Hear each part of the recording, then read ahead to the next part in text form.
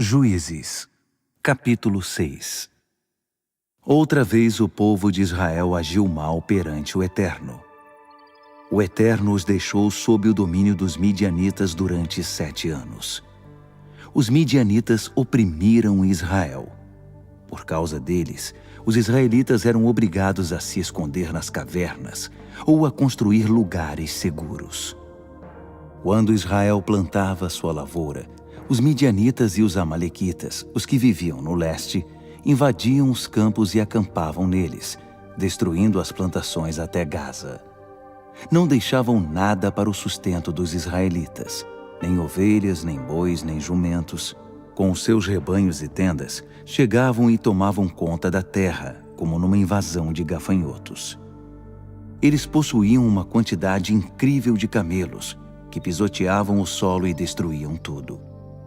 O povo de Israel, reduzido à pobreza pelos midianitas, clamou pela ajuda do Eterno.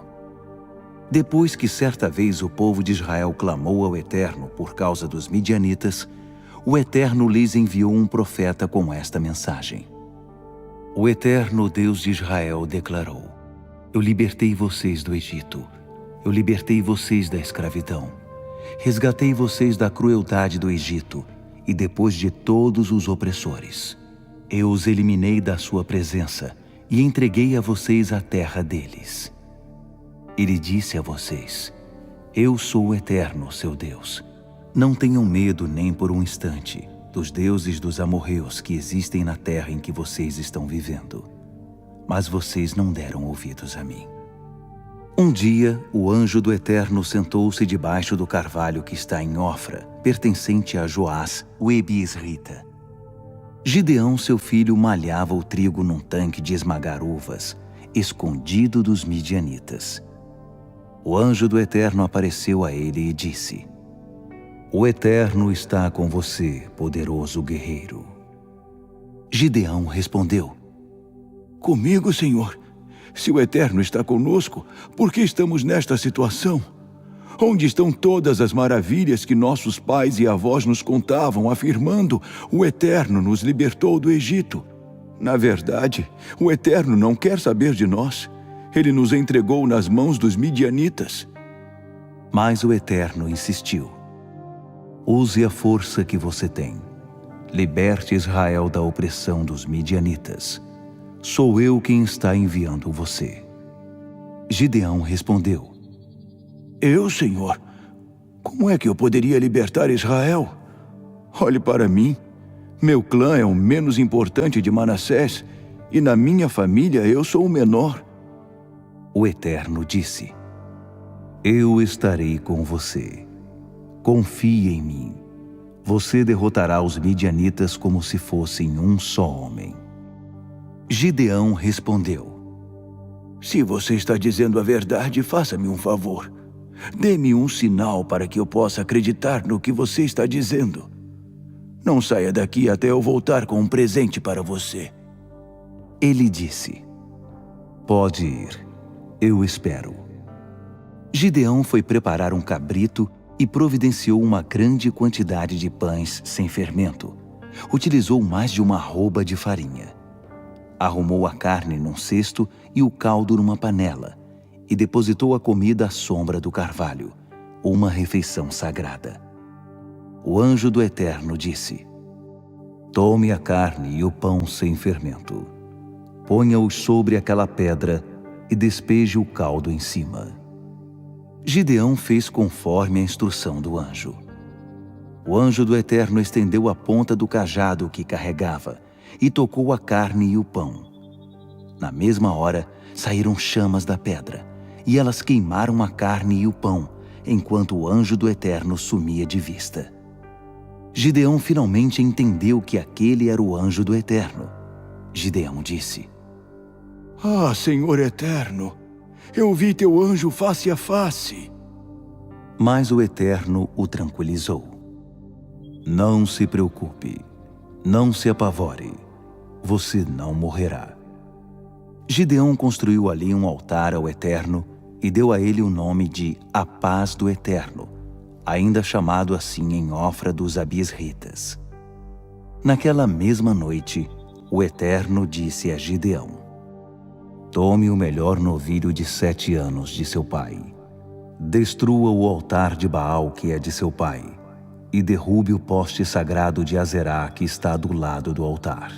Depois, construa um altar dedicado ao Eterno, seu Deus, no topo do monte. Tome o novilho escolhido e ofereça como oferta queimada, utilizando a madeira do poste sagrado de Azerá que você derrubou. Gideão escolheu 10 homens entre seus empregados e fez exatamente o que o Eterno tinha ordenado. Mas por causa dos seus familiares e vizinhos, teve medo de oferecer o sacrifício em público. Então fez isso à noite. De manhã cedo, o povo da cidade ficou chocado ao ver o altar de Baal destruído, o poste de Azerá derrubado e o novilho queimando sobre o altar recém-construído. Eles perguntavam: Quem fez isso? E continuaram perguntando, até que veio a resposta: Foi Gideão, filho de Joás. Os homens da cidade exigiram de Joás: Traga seu filho para fora, ele deve ser morto, porque destruiu o altar de Baal e derrubou o poste de Azerá. Mas Joás enfrentou a multidão que o pressionava, dizendo: Vocês vão lutar a favor de Baal? Vocês querem salvá-lo? Quem quiser defender Baal estará morto amanhã. Se Baal é mesmo Deus, deixem que ele mesmo lute e defenda seu altar. Naquele dia, o povo apelidou Gideão de Jerubaal, porque depois de ter destruído o altar de Baal, ele disse: Deixem que Baal se defenda! Depois disso, todos os midianitas e amalequitas, os povos do leste, se uniram, atravessaram o rio e acamparam no vale de Jezreel. O Espírito do Eterno se apoderou de Gideão. Ele tocou a trombeta, e os abiesritas se prontificaram a combater do lado dele. Ele enviou mensageiros por todo o território de Manassés, convocando os homens para a guerra. Enviou mensageiros também a Azer, Zebulon e Naftali, e todos atenderam à convocação. Gideão disse a Deus: Se for isso mesmo, se quiseres libertar Israel como disseste, vou deixar um pedaço de lã no lugar em que malhamos trigo. Se de manhã o orvalho estiver apenas na lã e o chão ao redor estiver seco, vou entender que desejas me usar para libertar Israel como prometeste. E foi o que aconteceu. Quando ele se levantou logo cedo, espremeu a lã, e havia orvalho suficiente para encher uma tigela.